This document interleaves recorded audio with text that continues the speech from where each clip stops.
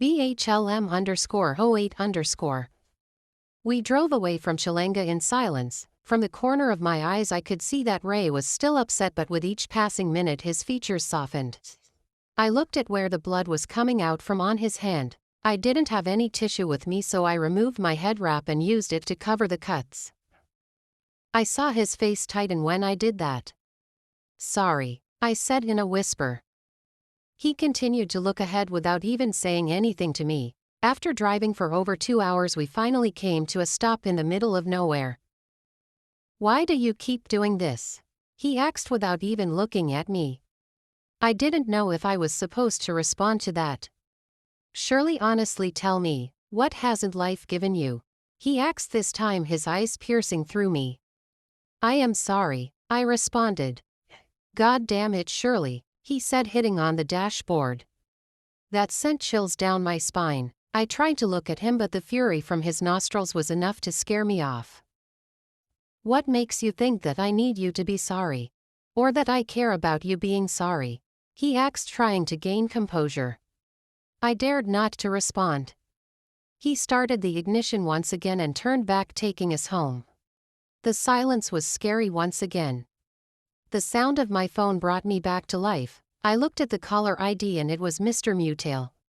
Ray looked at me and signaled me to respond. "Answer it," he ordered. I reluctantly scrolled the screen to the answering panel. "Hello," I began. "I am fine, thank you." "No, I am okay," I responded whilst Ray kept looking at me. "Okay, I will," I said. I dropped the line after that. "Hand me your phone," he said.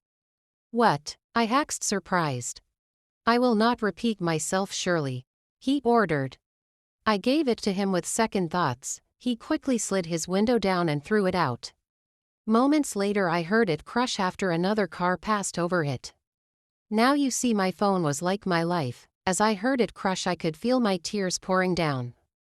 I didn't know what I would tell him. How could he be this mean? The rest of the journey was quiet. My eyes had become really heavy by the time we got home. "Out," he said when we got to my place. I really wanted to yell at him, to scream, or just do anything that would make him feel the pain I was feeling at that moment. How could he honestly treat me like I was his little sister? "You know," I began.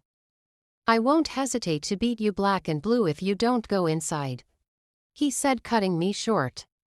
Without another word I walked into the yard with anger. Dad and Ruth were comfortably seated when I walked in. They both stared at me when they saw my tear-stained face. "My baby," Dad began, not sure of what to say because he had never seen me like this.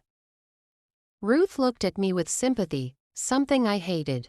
I didn't want to be vulnerable, or anyone to see me vulnerable for that matter. I walked over to where Dad was and poured my eyes out. I did not say anything, but I just wanted to cry. For some reason, crying just made me feel better. With each tear that dropped, I felt some weight being lifted up. When I couldn't shed any more tears, I closed my eyes and allowed sleep to take over. I woke up in the middle of the night and my head was well rested on someone's laps. I knew it couldn't be Dad, so I slowly lifted my head. "Hey, you are up," he said whilst yawning. I blinked my eyes quickly, making sure I was seeing the right person.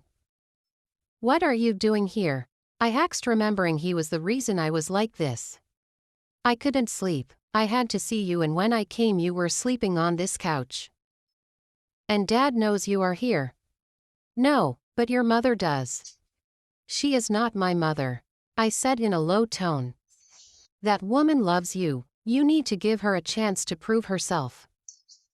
"I need to rest. I have work tomorrow," I told him, not even believing myself. "Work?" he asked, surprised. You see, I had never worked in my life. Even after graduating from varsity with good grades, I chose to stay back at home. Dad had been pushing me to be more active in his company and I always turned him down, but now I needed the destruction. "Surely, I am sorry about earlier," he said. "Are you sure you are?" I asked, picking up my slippers. "Honestly, okay, I am not. You pushed me into behaving the way I did." Ray, you are my friend, and yes, you can have a say over my life, but you can never dictate how I have to live it. I will not watch you destroy your life, Shirley. I can never be okay with myself knowing that you are in the hands of a man old enough to be your father. Ray, this is who I am. When you met me, I was like this. Don't forget the place where we met. You were my client. I screamed. That is way before I got to know you. And what? Because you want to settle down, you want all of us to be Miss Perfect goody tools like the woman you are about to marry. Well, guess what, Ray? This is me. This is who I am. I don't find pleasure in sleeping around, but the satisfaction I see in each of those men's faces is what gives me a reason to wake up the next morning.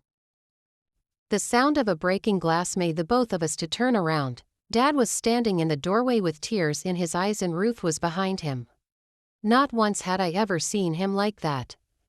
Dad, I began realizing the damage I had caused. He turned back without a word but made sure to show me his disappointed face before leaving. Dad, I pleaded. You should be out of here first thing in the morning, Ruth said dismissively. I looked on as the both of them disappeared. Ray dropped something on the table and walked out. I picked the white envelope, and in it was his wedding invitation card. I tried, he said before shutting the door behind him. Your friend and author, Winnie. Hibiscus.